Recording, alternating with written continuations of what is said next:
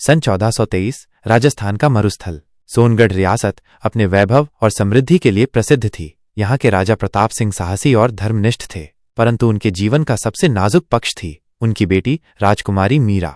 मीरा साधारण राजकुमारियों से अलग थी। उसे आभूषणों और महलों की चकाचौंध नहीं भाती थी। उसका हृदय आज़ादी और प्रेम के गीतों में डूबा था। अक्सर वह किले की ऊंचाई से दूर फैले रेगिस्तान को निहारती रहती, जैसे किसी अदृश्य पुकार को सुन रही हो। एक दिन राज्य में एक कवि आया। आरव साधारण वस्त्रों में लिपटा, पर उसकी आंखों में अनंत गहराई थी। उसके गीतों में प्रेम, स्वतंत्रता और आत्मा की अनंत यात्रा की बातें थीं। जब मीरा ने आरव का गीत पहली बार सुना, उसे लगा जैसे समय थम गया हो। आरव के स्वर में कोई अदृश्य जादू था जिसने मीरा के हृदय को बांध लिया। धीरे धीरे मीरा और आरव के बीच एक गहरा रिश्ता बन गया, बिना किसी औपचारिकता के आत्माओं का मिलन। लेकिन जब ये प्रेम राजा प्रताप सिंह के कानों तक पहुंचा तो क्रोध फूट पड़ा। एक राजकुमारी का प्रेम किसी साधारण कवि से, यह राज्य की मर्यादा के खिलाफ है। राजा ने आरव को राज्य से निष्कासित कर दिया और मीरा को महल के एक गुप्त कक्ष में बंद कर दिया। मीरा का हृदय टूट गया, उसकी आत्मा ने विद्रोह कर दिया। उधर आरव ने रेत के समंदर में घूमते हुए अपने प्रेम के गीत गाए, जब तक कि उसके प्राण समाप्त नहीं हो गए। मीरा ने भी बंधन तोड़कर रेगिस्तान की ओर भागने का प्रयास किया, लेकिन प्यास, थकान और टूटे दिल ने उसका साथ छोड़ दिया। अंतिम सांस लेते हुए मीरा ने वादा किया, अगर प्रेम सत्य है तो मैं अगली बार तुम्हें खोजूंगी। आरव जन्म जन्मांतर तक। रेत ने उनकी प्रेम गाथा को दफना दिया, पर आत्माएं बंधी रहीं। भाग 2 पुनर्जन्म, एक नई शुरुआत। साल 2025, जयपुर शहर।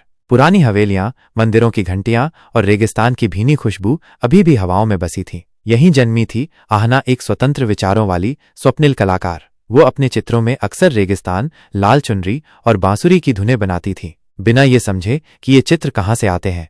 हर रात उसे एक सपना आता, सुनहरी रेत में एक युवक बांसुरी बजा रहा होता और दूर से एक युवती उसकी ओर दौड़ती है, पर हर बार सपना बीच में टूट जाता।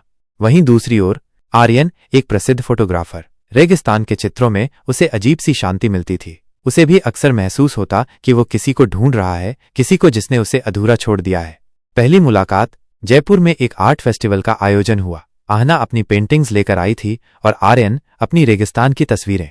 जब आहना ने आर्यन की तस्वीरें देखीं तो भीतर कुछ हिल गया। उसी तरह आर्यन आहना की एक पेंटिंग के सामने थम गया, जिसमें एक युवती लाल चुनरी में रेगिस्तान के बीच दौड़ रही थी। उनकी नजरें मिली और समय जैसे थम गया। पहली मुलाकात में ही एक अनकहा अपनापन जाग उठा।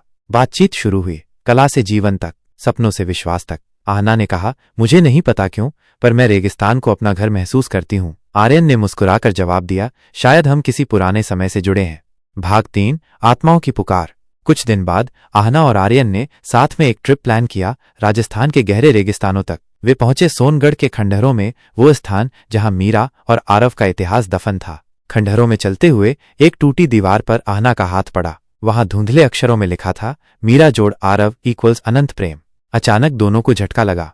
आंखों के सामने पिछले जन्म के दृश्य तैरने लगे। महल, रेत का तूफान, आखिरी वादा। एक साधु वहां प्रकट हुआ, वर्षों का साक्षी। उसने 2 हिस्सों में बंटा हुआ दिल का लॉकेट निकाला और कहा, सदियों पहले जो अधूरा था, आज उसे पूर्ण करना है। जैसे ही आहना और आर्यन ने लॉकेट को छुआ, पुरानी यादें स्पष्ट हो गईं। वे जान गए, वे ही मीरा और आरव थे। उनका प्रेम अमर था। भाग 4 अंतिम परीक्षा। लेकिन आत्मा की पूर्णता की राह कभी सरल नहीं होती। जैसे ही उन्होंने अपने पुनर्जन्म को स्वीकार किया, समस्याएं सामने आ गईं। परिवारों का विरोध, समाज के ताने, कैरियर और जिम्मेदारियों का दबाव। क्या प्रेम ही सब कुछ है? क्या पुराने जन्म के वादों को आज की दुनिया में निभाया जा सकता है? प्रश्न चारों तरफ थे, पर उत्तर उनके भीतर था। आहना ने कहा, चाहे जितनी भी बाधाएं आएं, मैं तुम्हें चुनूंगी। आर्यन ने उसकी हथेली थामी, हर जन्म में, हर संघर्ष में मैं तुम्हारा साथी रहूंगा। भाग 5 अनहद यात्रा। वे रीतियों, परंपराओं और समाज की दीवारों को पार कर गए। किसी आलीशान शादी की जगह उन्होंने एक साधारण रस्म की, रेगिस्तान की गोद में, तारों की छांव में, सिर्फ 2 आत्माएं और अनंत प्रेम। वहां न गवाह थे, न कोई शोर, सिर्फ रेत के कण जो हर वचन को सुन रहे थे, सिर्फ हवाएं जो हर कसम को साथ ले जा रही थीं। समापन। कई वर्ष बीते। अब उसी रेगिस्तान में 2 बच्चे खेलते हैं, एक लड़की और एक लड़का। उनकी हंसी में वही पुरानी आत्माओं की झलक है। प्रेम कभी मरता नहीं, वो बस नए रूप में लौट आता है, पुनर्जन्म लेकर अधूरी कहानियां पूरी करने। और इस बार मीरा और आरव की आत्माएं पूरी हो चुकी थीं, संपूर्ण, अनंत, अमर।